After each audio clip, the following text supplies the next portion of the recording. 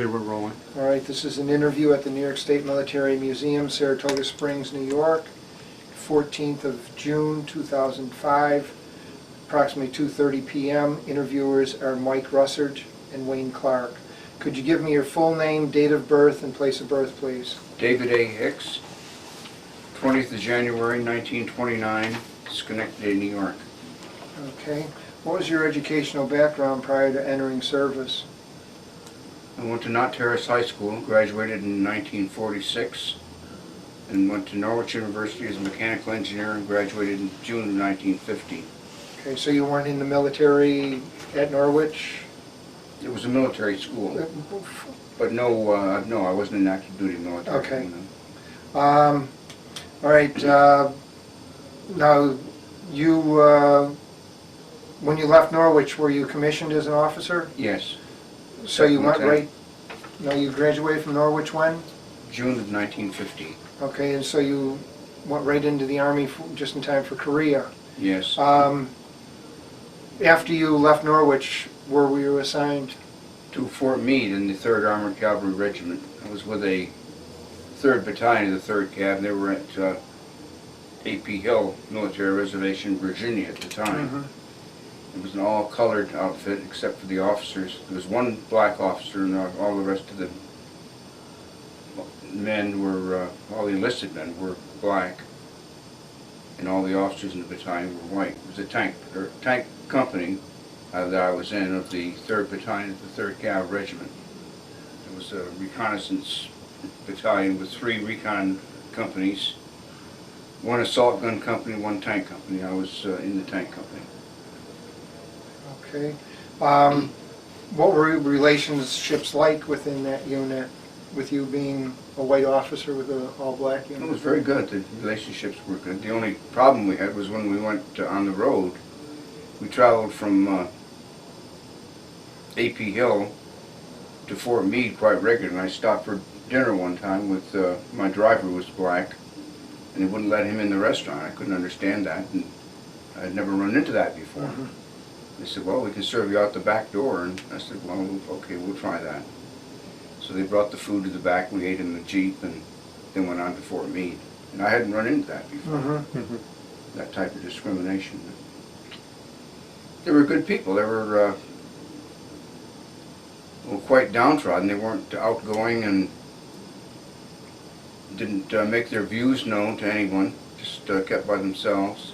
Now, were most of the men in the unit from the south or the north, or was it pretty well No, most of them mixed? from the south. Mm-hmm. I think that's the preponderance of the blacks were from anyway. Mm-hmm.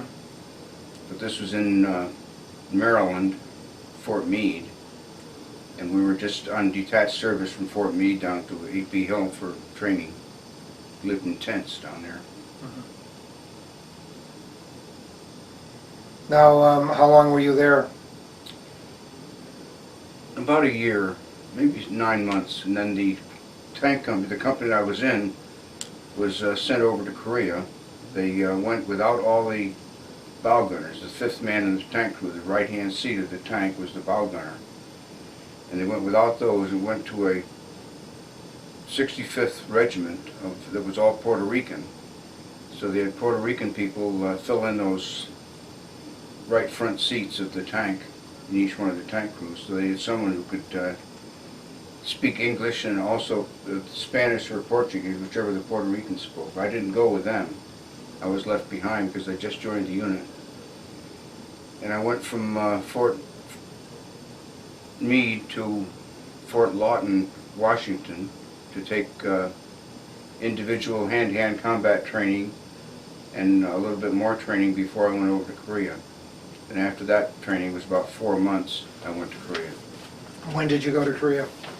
In September of '51. Okay. Joined the 1st Cav Division. All right. What was it like when you went into Korea at that time? It was desolate. It was completely all. It was after the Incheon invasion, so the 1st Cav had already been to Pyongyang, and it was after the Marines were, well, not completely wiped out, but badly defeated when the Chinese came in. It was after the whole 8th Army had been pushed down to the lower end of Korea, around the Busan perimeter. So all that part was done. They were up above Seoul, the front lines, and I joined them when we were fighting around just north of Seoul. Were you with an infantry unit with them? Now, I was with the tank battalion of the 1st Cav Division. The 1st Cav Division was then infantry, but they had no tank battalion at the time, so the tank battalion that I was in, 70th Tank Battalion, was broken up into regimental tank companies. So they had one company with each one of the regiments. And I was in the 3rd Cav, the Gary Owen Regiment, or the 7th Cav, the Gary Owen Regiment of the 1st Cav Division. Okay. What was that unit segregated at all? Oh no, it was all white, well, white and black both. Okay. This was right after integration. Right after training. When I joined the Army, it was segregated. The black units were black with white officers. And about that time that I went in, around June of 1950 or the fall of 1950 is when they desegregated the Army and amalgamated all the units. So we had white and black both. And Puerto Ricans also. Did you find any problems at all? Were there any problems within the Not units? racial, no. Is that what you're talking Yes, about? No, yes. no. Okay. Everyone seemed to treat each other the same. What about other problems? The training that the units received, do you feel that it was adequate for going over to Korea? Were you prepared for yes. that type of warfare? Very well prepared. They had a platoon replacement system at the time. It wasn't individual replacements. They replaced the whole platoon at one time, so the platoon had trained together before they came to Korea. And that was excellent. The only main problem was the Puerto Ricans that were in there couldn't speak English. And it was hard to get across some of the things you wanted to get done to them when they couldn't speak the language. They had an English as a second language training program for the Puerto Ricans, but that they tended to be pushed through that, and the ones that were slackers wouldn't learn, and they didn't try to learn English because they knew that as soon as they learned it, they'd be thrown in a unit and would have to go to combat. So it wasn't too successful because of that. But the ones that were with us did well and got into the spirit of the thing. It was a good regiment, the 7th Cav. Had a lot of esprit de corps and much military history. Gary Owen. Right. What was it like, and when did you eventually go into combat? When I first went over there, we joined the unit. We were living in tents, and the platoons were broken down. I was in C Company, the 70th Tank Battalion, and each of the platoons was broken down to a battalion. So the C Company was acting as the regimental tank company of the 7th Cav Regiment, and I was with the 2nd Battalion of the 7th Cav. That was 2nd Platoon. What And about they were in combat at the time. When the battalion went back to regimental reserve, then my platoon went back to the company in their company area, and we were able to get into cots then and sleep on sheets and mattresses instead of in sleeping bags on the tank. Now, what kind of tanks did you have at that time? M4A3E8. It was a 76 millimeter gun tank with a 5-man crew. The tank commander, the gunner, the loader, the driver, and the bow gunner. The bow gunner was the one that manned the machine gun, and he was in the regiment that my old company went to. The Puerto Ricans were the bow gunners, but this one we just had regular U.S. citizens as bow gunners. Now, how did they use tanks there? How were your tanks used? We supported the infantry. The one action that we received the Presidential Unit Citation for, the infantry were advancing on a ridge line, and the tanks, my tank platoon, went down into a valley and supported the regiment, sort of a perpendicular fire. As they were advancing along the ridge line, we could see the Chinese running around, and we'd fire on them, and it was very effective. In fact, it was so effective that they sent mortars and anti-tank units against us down in the valley. They had to divert men. We saw them coming down. We knew it was coming, so we were buttoned up and didn't do any harm. The well, they did not harm, they didn't do any heavy damage to the tanks. It was, they didn't have the heavy equipment to do it, and they didn't have the tanks to fire against us. So we were pretty invulnerable as long as we were buttoned up and had the hatches closed. So buttoned up, you mean the whole tank is closed Yes, up? yes. So, We're using okay. periscopes and telescopes to see. And that, well, we were completely in an open field, so there was no danger of people sneaking up on us and putting charges under the tracks or anything, so that we could operate the telescopes and periscopes looking through them from the inside of the tank. So you didn't have any infantry support with you? Not in the valley, no. No, Okay. all the infantry was up in the ridge line attacking we had about a 5 mile for them to go to make their objective, and they made the objective with no problem at all. What about your personal equipment, clothing, and that? Was it adequate for the climate? Oh yeah, it was in the fall, so it wasn't too cold then. And we had all the basic equipment we needed. Had shelter hats for tents and sleeping bags, air mattresses, mess kits. Now, how long were you in Korea? About 6 months. The whole division rotated back to Japan after that. Were you on the front the whole time, that whole time? Yes. Yeah. Did your unit suffer many casualties while No. you were up there? No. We had nobody killed. One person was wounded when one of the mortar rounds hit the front of the tank, and a piece of it got through the hatch that wasn't completely closed. So we had to leave it open for air to get into the tank. A piece of it got in and wounded him in the shoulder, and it wasn't bad. He was treated and got right back to duty.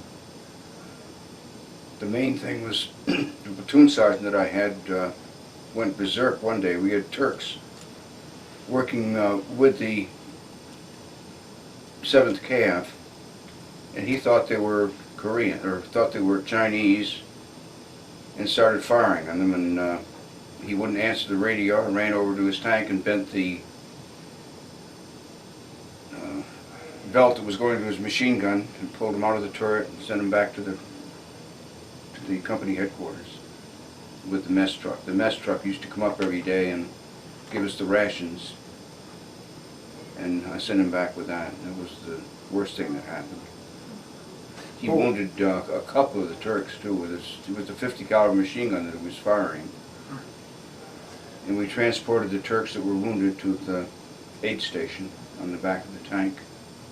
I don't think he killed anyone, but it was very bad for a while. What were your rations like? The sea rations mostly. They heated them at the mess hall and brought them out warm, so they were good. I enjoyed it. I never went hungry. What were your relationships like with other units, like the Turkish units? Did you run across how many? That was the only time we ran That was into them. The only time we worked with him was at that one time that, and that may be what happened, that he didn't recognize them and just completely snapped. He was sent back under a psychiatric hold and treated and I guess discharged. I never heard anything more about him. But I don't Did you have really know many what happened. relations with the Republic of Korean troops? None. None. And none with the civilians that were there either. They were no one was in that zone. It was just destroyed huts and old rice paddies that had been not planted, were drained and dry, so we had no problems getting around. You know, there was one access to the valleys that the Chinese had mined, but they had put wooden boards by each of the mines, and as soon as I saw the boards sticking up in the field, I said something was wrong, so I fired on them with a 50 and blew up the mine, and then we could go in there, and each time we saw the board, we kept firing it with 50 calibers until it blew up, and then we could get through. But it made quite an explosion. It would have been bad if the tank had gone over it. Yeah. It just didn't look right when I saw it, so. Now, after 6 months, you were rotated back to Japan. You said, what did you do there? Well, the whole company went back, the whole division went back. And the 70th Tank Battalion was stationed at Chitose Camp Shitoshi in Shitoshi, Japan. It was in the island of Hokkaido. And the division headquarters was in Sapporo. So we had meetings in Sapporo. There was a firing range called Shimamatsu that was between Sapporo and Shitoshi that we used as our training area, and also a tank gunnery range. It was an old Japanese training center. We lived in Quonset huts there, so it was quite a bit better than the tents we were living in over in Korea.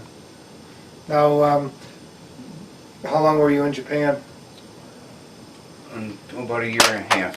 We were in Japan about a year and a half with the 1st Cav Division. Now, did you have much contact with the people in Japan?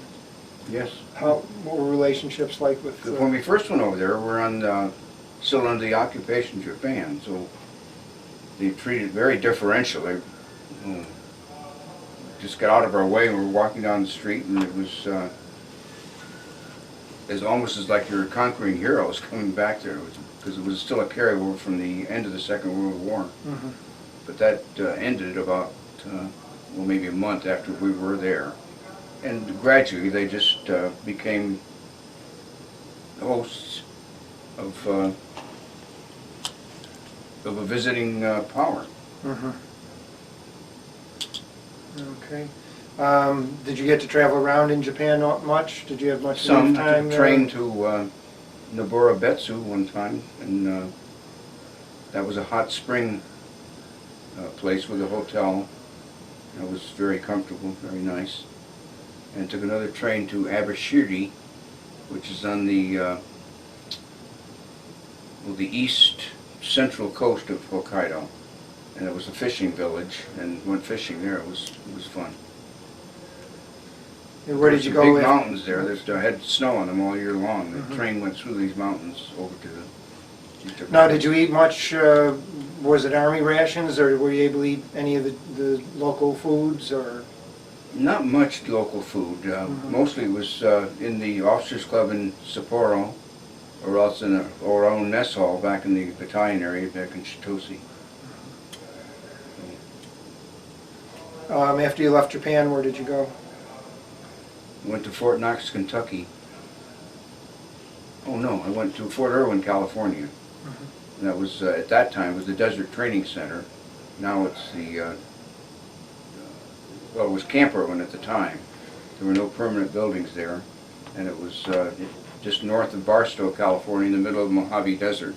So it was quite a change going from the island of Hokkaido, which got quite cold in the wintertime, to into the desert. But in the meantime, my brother was killed in Korea when I was in Japan, and I was sent home as his escort officer while I was still there. So I was gone from there for about a month and a half. And that was quite a sad time. He had written me a little bit before that, asked me whether he should go to officers candidate school, and I told him definitely. He was a forward observer with the 31st Regiment of the 7th Division, 7th Infantry Division. Was he younger or older brother than you? He was younger, about a year and a half younger than I was. But he was drafted, and he should have become an officer. He could have, and he didn't want to take the time to do it. He wanted to get his time over with and get back to college. Okay, now while you were out in California, what did you do there at Camp Irwin? I was training units in individual tank gunnery tactics and platoon tactics up to platoon level. There was one company problem, but the tank companies came from all over the country, all over the United States, sent all their men, and they used our equipment to practice with and to be trained on. We had M47 tanks at the time with a 90mm gun. I was there in that unit for about a year, and then I became General's aide at the Desert Training Center for General Sheldon. And it was 2 years as an aide to camp. Now, what did you get to do as aide de camp? Just about everything. Went to many, well, accompaniment, all his inspection trips and his visits to the units. And since I knew the 70th, or the 70th Tank Battalion, I forget what the name of the battalion was. Well, 325th Tank Battalion. And I knew all the people in that, and we got along quite well. It was very interesting. One of the most memorable things was crowning the Queen of, I forget what it was now, but it was a whole bunch of women that were in a beauty contest, and the general was invited there to speak and to crown the Queen. I was there to help him with that. It was different. One interesting thing that happened there was that we had a heavy rainstorm, and the rain in the desert just comes down and runs right off. It doesn't seem to soak in at all. It comes down so hard. And there's a place called Bicycle Lake that they used as an airstrip. And the rain in the lake caused some shrimp to hatch that had been dormant there for years. And it was sort of a brine shrimp. If you've ever been to Great Salt Lake, there's shrimp in that are just, you know, thick in the water. And that's what these were. But it seemed strange to see the life come out of that dry lake bed that was used as an airstrip. It was hot, but it was dry, and as long as you drank plenty of water, there was no problem at all. Okay. Now, I noticed you were in, I guess, your next major assignment was Germany? Yes. I was with the 14th Cav in Germany, and we were on border duty there.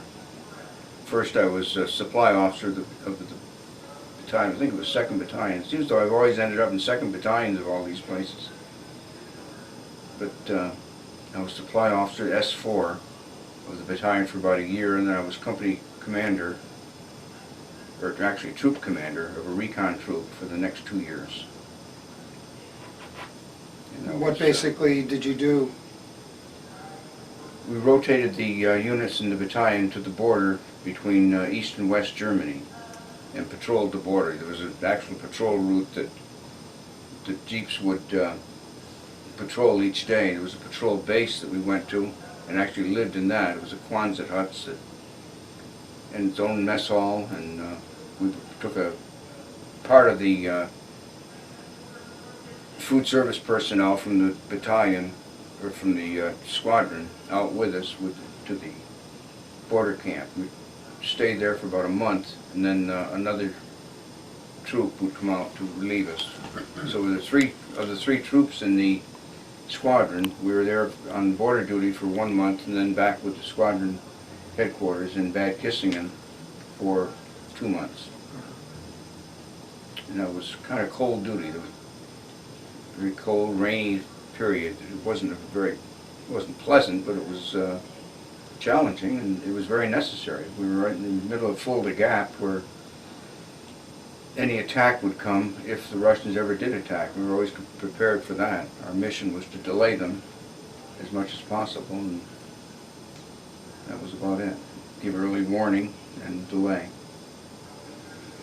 Now, you were armed, you had Oh yes. shells and everything Yeah. with you. And all our basic load of ammunition, the tanks, and the tanks didn't actually go on patrol. The jeeps, the reconnaissance part of the troop did that. But the tanks and the infantry carriers and the mortars were back in the base camp and at the border camp. That was all part of the troop. And then the main camp at Bad Kissingen had the assault gun company and tank company with it that were prepared to go on in 1 hour's notice. They all had to be ready to go in 1 hour. So it was on their toes all the time for the 3 years that I was over there. Did you have much contact with the German people while you were there? Some. I was in a bowling league. And a square dance club.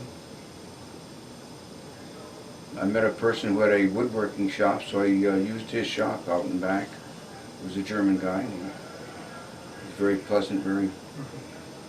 I like the German people. They're very... I like their food and their way of life. Just down to business. They're not fooling around. They're very serious, and I like them. Were there ever any incidents along the border? No. It was very... Well, we looked at the Russians, or East Germans, whoever it was. I'm not even sure who it was, but they had towers that they worked out of. They didn't actually patrol the border, but they had towers. And they stood in the towers, and we went up to the border and patrolled the road, and could watch them watching us. It was about it. Okay, after you left Germany in '59, where did you go?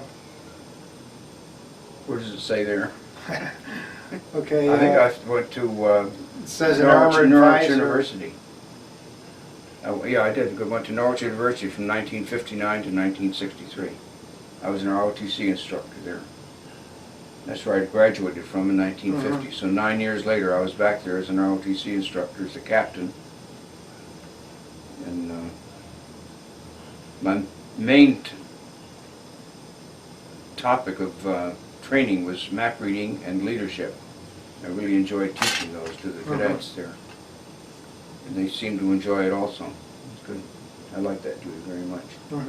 I was hired by the university to be an assistant commandant too, so that was responsible for the discipline of the cadets, as well as discipline their behavior, as well as their training in military. Now, were you still in the regular Army? Yes, Being there? yep, all this time. All right. I was a captain when I arrived there, and I was promoted to major while I was there. All right, after you left Norwich, here you went to Iran in '66. I don't know, between '63 and '66. I was at the University of Virginia getting a master's degree in mechanical engineering, and for 2 years, and then 1 year at Fort Leavenworth, Kansas at the Command and Staff College. And that was a necessary schooling, necessary to be promoted. Right then I was looking to be promoted to Lieutenant Colonel. So I completed my master's degree at the University of Virginia in 2 years, or about 2.5 years, and had a paper. My thesis was hydrostatic thrust bearing for an air tunnel. They needed a frictionless surface for the model in an air tunnel to be mounted on. And the advisor said an air bearing would probably be the thing to get, but if we could design one. So I took a trip from Virginia to Michigan and talked with people at General Motors, and they had done a lot of research on air bearings where the axle would be turning and would actually pull under a cushion of air to rise itself off and use that as a lubricant instead of oil. So using that principle, we had a tank of nitrogen. I just talked to the people out there about it, and they decided that would be the way to go, with a tank of nitrogen with a completely flat surface underneath a glass, optically flat glass, and then put pressure on the bottom of the glass would lift it off the surface, and then a hold down thing to hold it down in the top part of it so that it wouldn't just bounce around. So we had a pressure plate on top and a pressure plate in the bottom, and the glass suspended between the two on cushions of air or nitrogen because it was completely dry.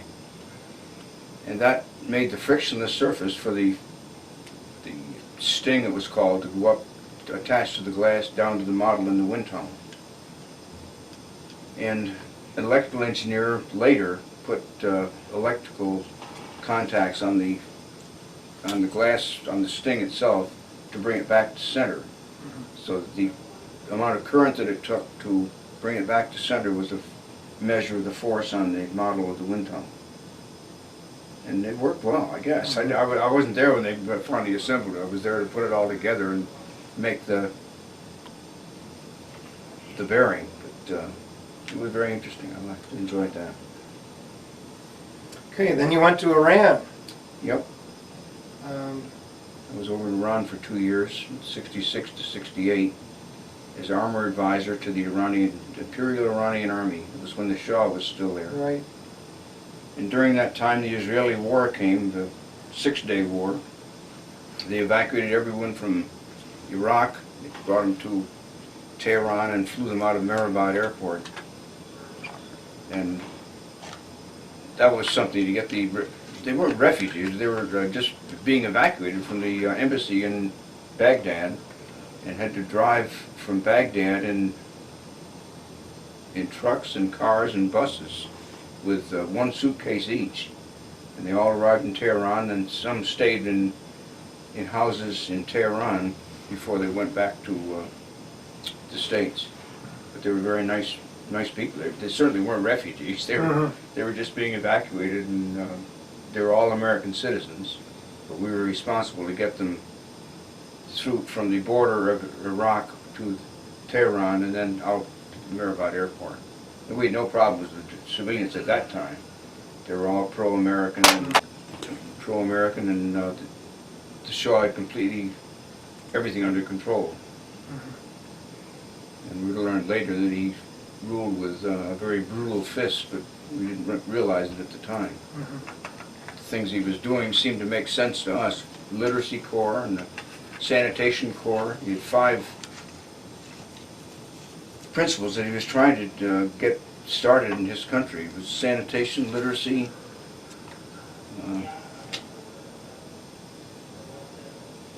agriculture. I can't remember all 5 of them now, but they all seem to be basic things that the people needed. And we certainly supported them. Now, what kind of equipment did they have? Was it mostly American? All American equipment. It was all American. Oh, They had no Russian equipment at the time. Some of the older units that were out away from Tehran had some Russian gear that they had gotten maybe 20 or 30 years before that. But during the war, they were occupied by the British. And one thing that happened while I was there, besides this evacuation of Iraq, was a possibility of war between Pakistan and India. And the State Department was concerned that Iran would supply Pakistan with tanks. So I had to take a visit to all the tank units in the whole country, and I did that anyway most of the time. This was a special thing that I had to do to all of them in 1 week. So I had an airplane and went from one to the other and just said hello and counted tanks and made sure they were all that they were supposed to have were there. And came back and they were all there. They hadn't given any to the Pakistanis. That helped quite a bit to maintain the status quo of the forces between Pakistan and India. They were afraid if Pakistan got some Iranian equipment that they would be able to overcome the Indians locally anyway, but that worked out well. now, how did you find them as you were an advisor to their armor units? Well, they went from leading a camel or a donkey in the desert to a tank, and they weren't mechanically inclined at all. They washed the tank, and while they were washing it, they ran the engine, and the engine took up the water and got into the pistons. The pistons got bent, and the guy said, the Shah's going to kill me, I've got to get this thing fixed. So I saw an ordnance officer that we had over there, and he got some new pistons, and we were able to get the pistons in the tanks replaced before the guy got caught. And he was really at his wit's end, didn't know what to do, and didn't know how to get it fixed. Didn't know where to go to get the parts done. So we had ordnance advisors in the MAAG, the Army advisory section in Iran, and they were able to get the parts that they needed and give them the advice that well, their ordnance people knew how to fix it. They just couldn't get the parts without going through the Shaw to get them. So they were able to get the parts to them and some way worked it out so that the guy didn't get court-martialed and cashiered out of the Army. He was a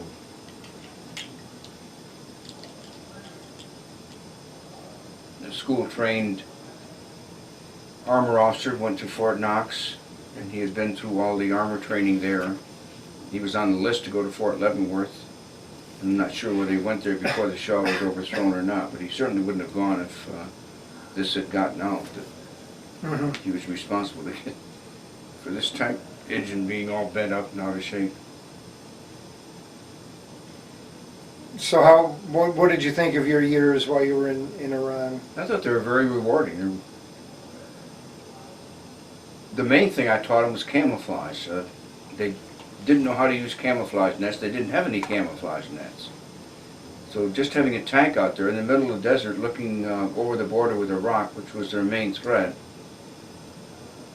didn't help much. The tank would stand out like a sore thumb in the middle of the desert. So I taught them how to make a camouflage net first of all. They had to get the nets made by the fishermen up in the Caspian Sea, or else down in the Arabian Sea, and they got those.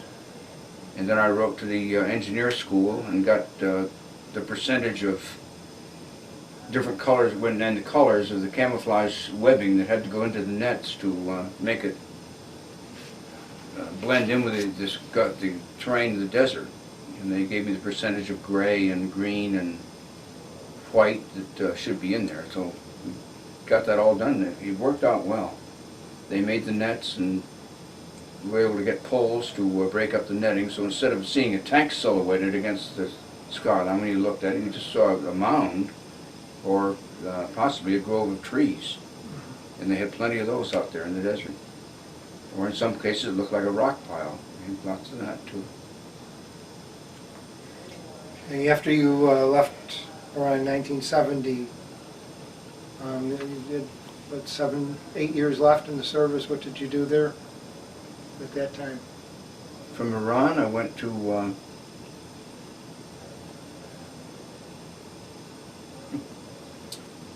trying to think of when I was at from Iran I went to Fort Knox, Kentucky, and I got there just about the middle when the riots were going on, and the Martin Luther King riot and all that. So Baltimore was in flames, and Washington was right behind it, and our unit was that I was assigned to was one of the regiments at in the school troops of the Armored School. And the whole regiment was sent out as guard duty, not with tanks or anything, but just with jeeps and other things that we picked up from a depot up near Baltimore, and were on patrol duty in the streets there. And I was S3 of the unit at that time. So we went from Iran, where we evacuated people coming from Iraq from the Israeli war, to Baltimore and Washington, where our own people were rioting, and we were under more danger there than we were overseas. And that's the most dangerous place that I've been in. You never knew what was going to happen. I was S3 of the unit, the training, the plans and operations officer. I had to plan the patrols that they went on. And mainly it was to keep the streets clear, keep looters out.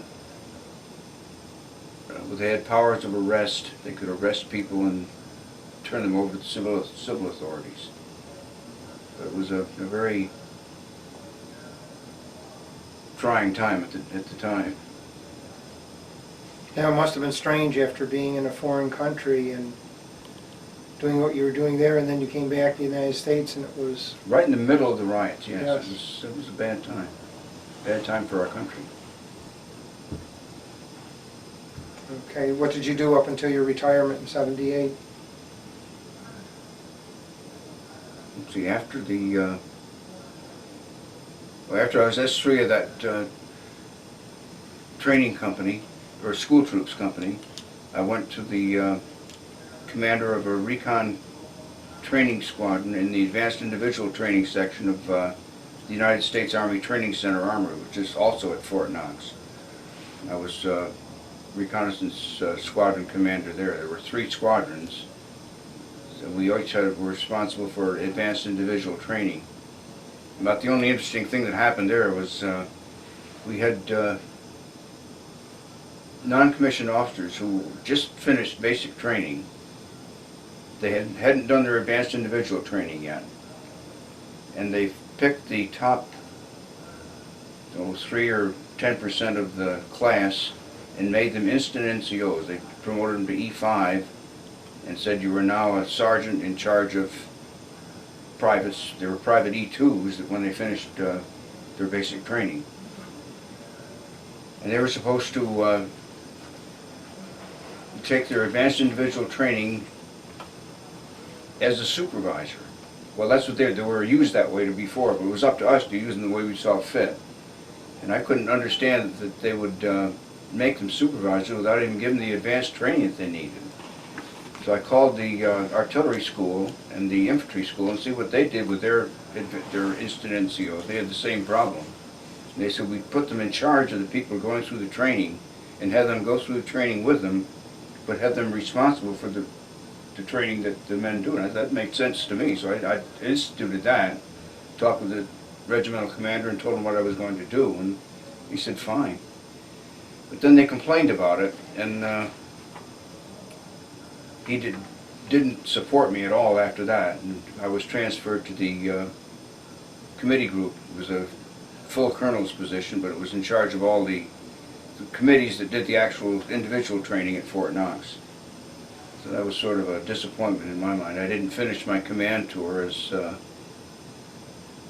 battalion commander, and that sort of squashed any promotion potential that I had at all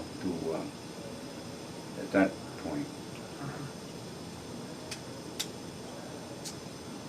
And about that time I got orders to Vietnam, and my mother wrote a letter to our congressman stating that I was the sole surviving son, so they changed those orders from Vietnam to Iran again.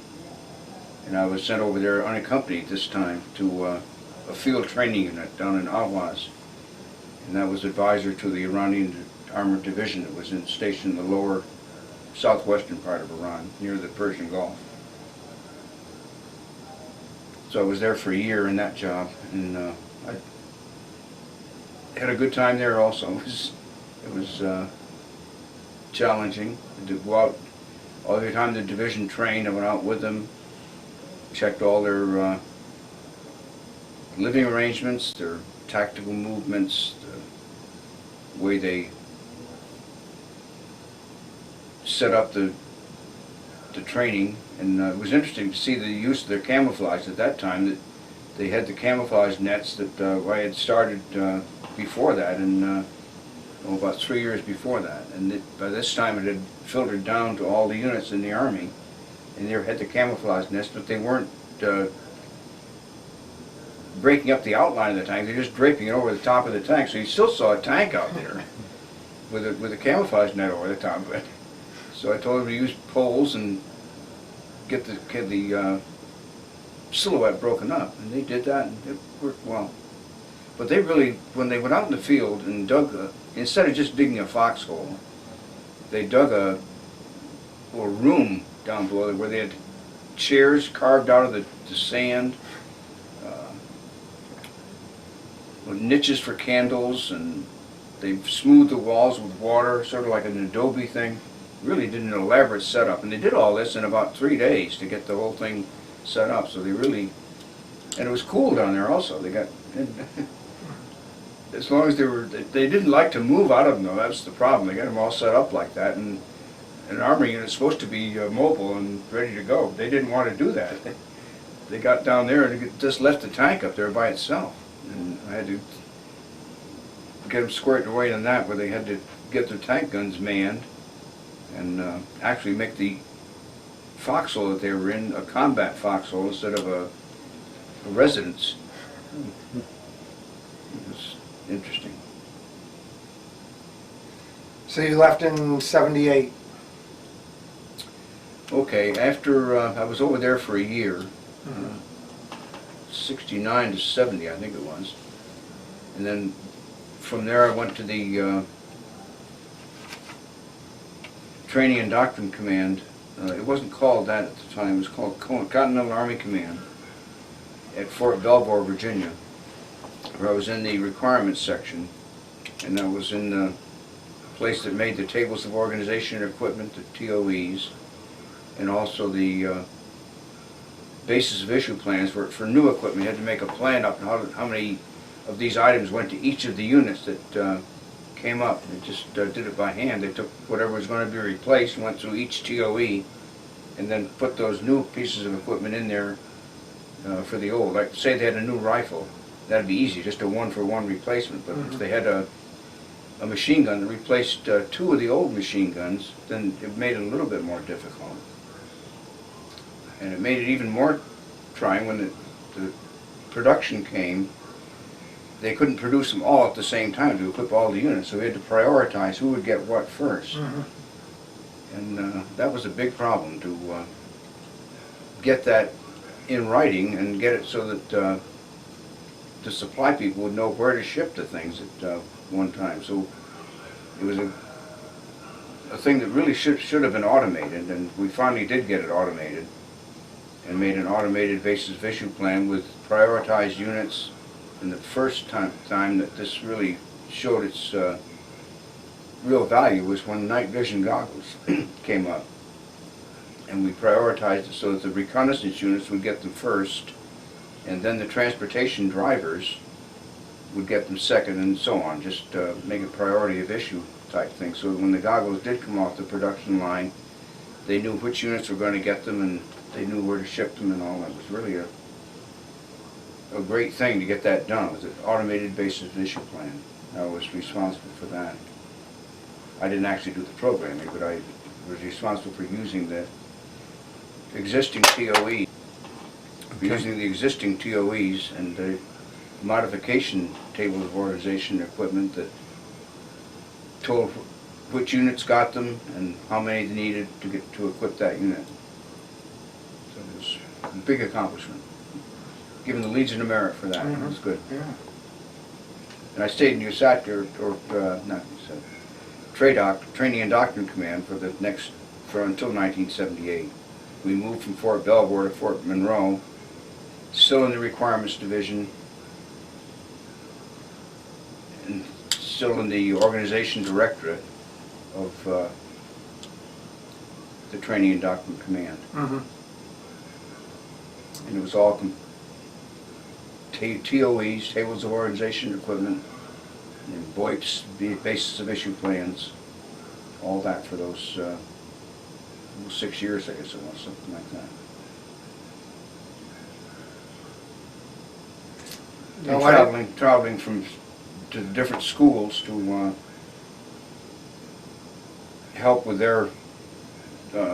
Each school was responsible for making the TOE for that type of, like the artillery school made the tables of organization equipment for all the artillery units.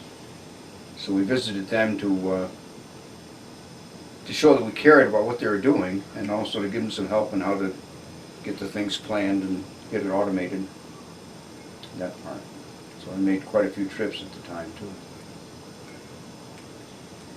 Why did you decide to leave in '78? Well, I had spent 28 years in the Army. It took a long time to make, the only reason I made full colonel was that the commanding general of TRADOC sent a personal letter to the promotion board and asked that I be promoted. And that was a result of primarily that incident in the Training and Doctrine Command, or the Army Training Center at Fort Knox, where I used the NCOs as trainers instead of supervisors. And I do it again, the same thing. This was the only way to use them. They had to get trained, and they had to learn how to take care of their units. The only way they could do that is to actually lead them through the training and be responsible for them, hold them responsible for how well the training went. I still think that was the right way to do it, whether they liked it or not. So, but anyway, that's why I decided to go, because I would never make general.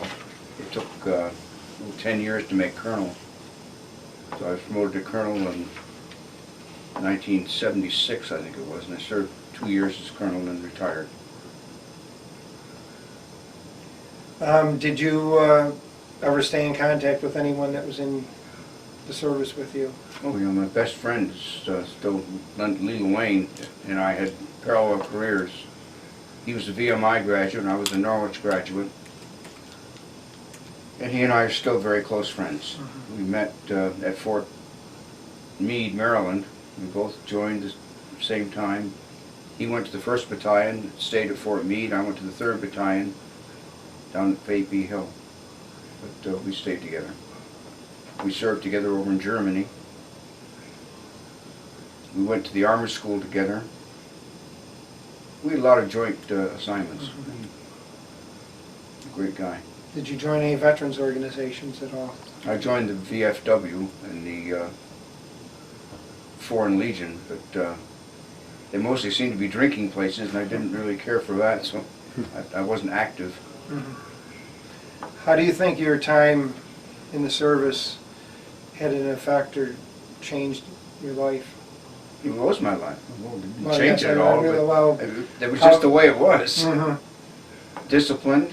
I liked the outdoors.